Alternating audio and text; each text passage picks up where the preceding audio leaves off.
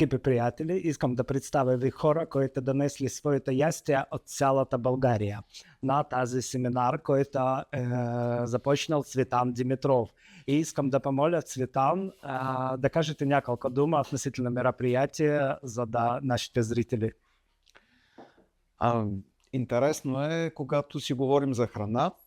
Храната е една от най-бързо изчезващите в нашия живот.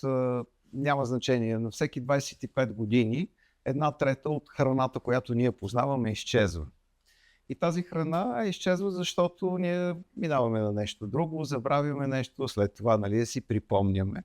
И тази храна е интересна с това, че винаги ни връща към детството, винаги ни кара да имаме своето усещане за нещата, които познаваме или пък не познаваме.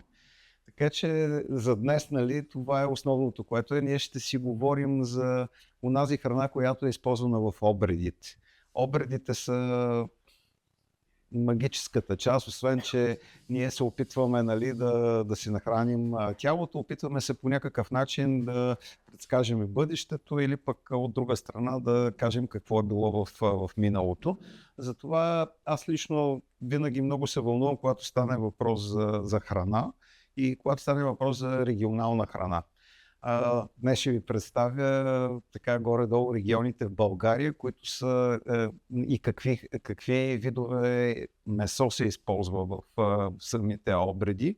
И интересно е да можем да ги, така ще обменим опит с всичко това тук, защото той семинар е съвсем практически и можем да видим какво всеки един от нас е представил и може да представи.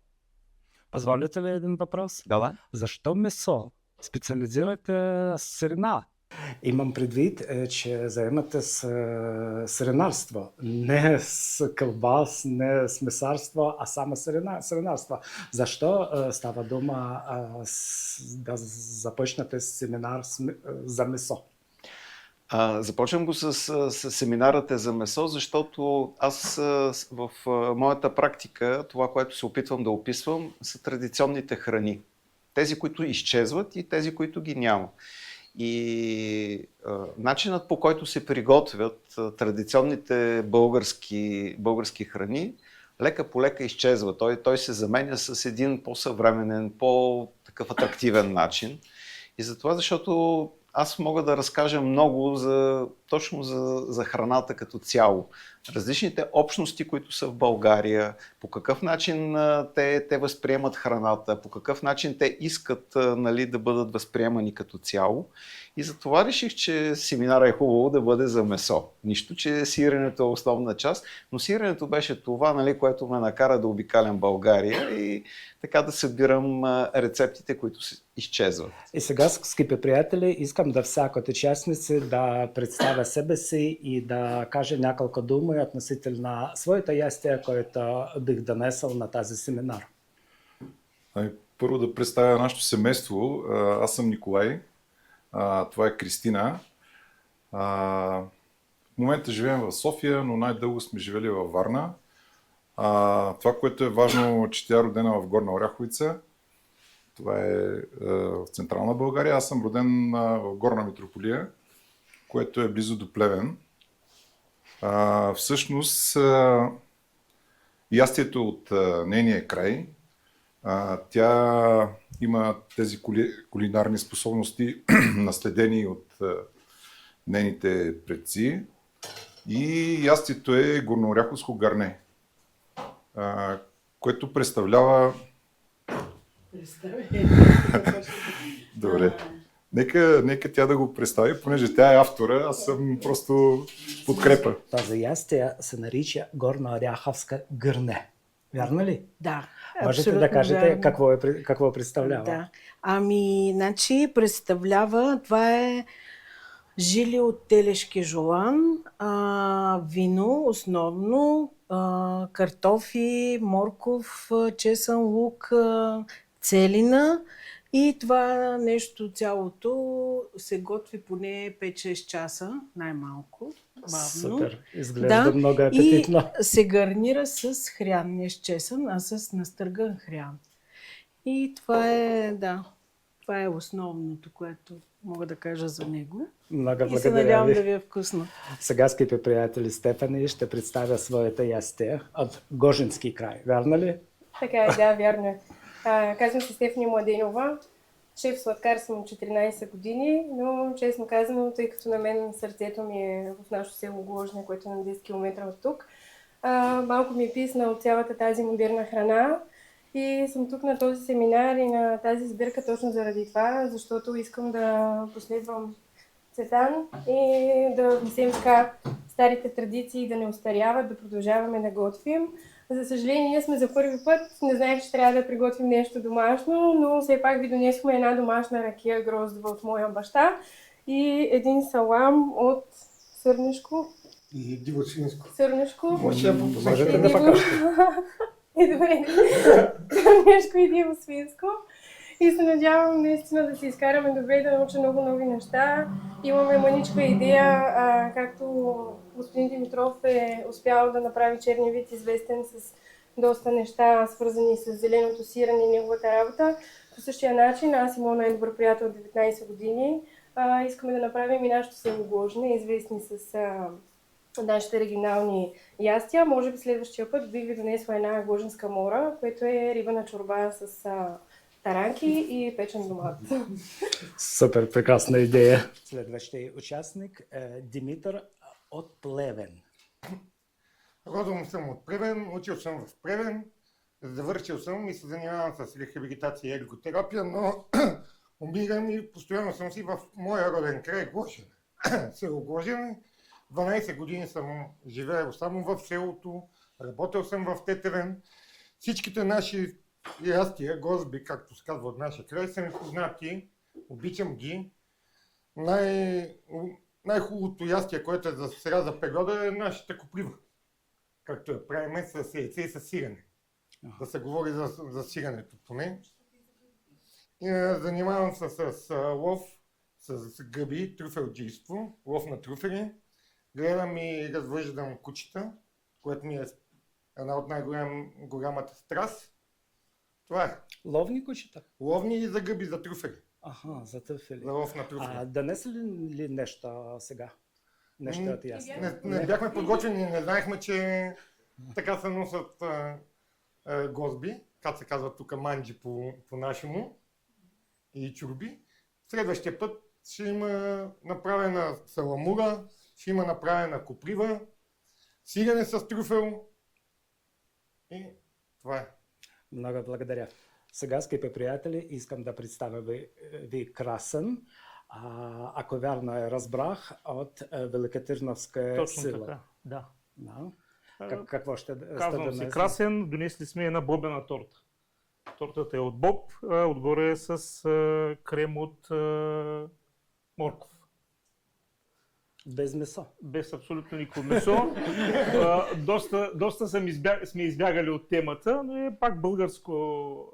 Това е национално българско ястие. Ами да, може би чак национално не, но е старо българско ястие. Сладко ли? Сладко е. Сладко. Абсолютно, Не да. солено. Не. Имам ликьори за сладко. Сладко е, да. Супер. За след месото да има и десерт. Супер. Много благодаря. Сега, скъпи, искам да представя ви Елена. Тя е сиренарка и вие сте знаете я по миналото видео от фестивал на сирене Черни вид. Можете да кажете няколко думи какво сте донесли сега? Сега участваме в семинара на Цветан Димитров с една рецепта, която е тронска наденица, се казва. Отвънка имам една супер автентична стара тронска носия, която ще представя по-късно. Тя върви в комплект с наденицата и много дълга интересна история за едно сираче, което по спомените на което е направена тази наденица. Тя вътре е с булгур. Сега Елена ще представя носия, който е донесла на семинар и отпърво искам да питам, това е национална българска? Да. Българска, да? Да. Национална българска От носия. кой регион? Това е от Странджански регион, от село Пчела. Това е тронска носия. Тя е с специфична пазва колан и престилка. Супер. А това е варненска носия от Добруджанския регион, Добруджанския край, която е от село Приселци с автентичен сукман, елек, специфичната добруджанска кърпа и престилка. Двете е за жени. Да, двете са за За жени. Това е много специален букет, който се прави на Петльов ден. И ще Какво говоря... е Петльов ден? Аз не Петльов- знаю. Петльов ден е обичай стар български. Ще говоря за обредите на този ден. И по-нататък ще представя обредното ястие за тогава е било петел, който се е колил на прага на къщата. И накрая, скъпи приятели, ще разкажа ви какво сме донесли на тази удивително мероприятие. И отпърва много благодаря на Цветан за покана и много благодаря за всички българите за закрила. Приятели, отпърва искам да представя ви колбас от западна Украина, се нарича пикница. Високо в планина живеет малък украински етнос, който много прилича на цигани. Живеят на граница с Румъния и с другата страна на Било, на Карпатска планина, също живеят моля? Да, също живеят същите люди, които се наричат гуцули. Онзи малък украински етнос се нарича гуцули. И техният главният домашен любимец е свиня. Гуцули живеят в планина, през зимата те са зимуват в села, а през лятата излизат високо в планина заедно с животни. Там се готовят различни ястия, включно с сирена. Има специални сиренарни в планина и също така има малки месарници. Тази колбас готовят през есента, но готовят я за Пасха, за Великден. Готовят я за Великден. Се съхраняват през цялата зима. В планина има хладно време, затова може да се съхраняват. Готовят я в специална кища пушилня, в който в средата на кища палят огън прямо в къща и колбас, развешен в онзи кища, получават термическа обработка и също така е пушен. Така. И още донесах за вас интересна ястие. Това е почерпка от един украински месарник, който е мой добър приятел. И тут е интересно, не знаю за вас, нали ли е интересни, но има сурова пушена месо от конь, мраморна. Също така, как се нарича колбас? Махан. Конски колбас махан. И също така баструма. Нашата пастърма. Да, но нещо различно, защото понеже готовим я в специи. Подправки. Да, готовим я в подправки и е сурово сушена, без пушене. И също така, скъпи приятели, още сме донесли за вас едно от главните украински ястия, се нарича вареники. Някой ли чувал название на ястия вареники? Искам да кажа няколко думи. Същите ястия много са разпространени как в Източна Европа, так и в Азия.